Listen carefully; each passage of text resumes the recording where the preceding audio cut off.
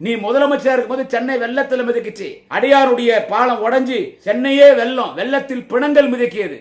1 litre பால் 500 ரூபாய் உன்னுடைய ஆட்சி காலகட்டத்தில். ஆனால் இன்றைக்கு தலைவர் தளபதி, தேச தலைவர் தளபதி ஆட்சி காலகட்டத்தில் சென்னையில மழை வந்தா அரை மணி நேரத்தில் தண்ணி வடிஞ்சு போகுது. உன்னுடைய ஆட்சியில பல பெண்கள் கற்பழிக்கப்பட்டார். அதற்கு நான் மீண்டும் மீண்டும் சொல்லுவேன், பொள்ளாச்சி ஜெயராமன் மகன் 100 பெண்களை கற்பழித்தான். அதற்கு விளக்கு பிடித்தது நீ எடப்பாடி பழனிசாமி. சட்ட ஒழுங்கு ஆட்சியில சங்கி சிரித்தது.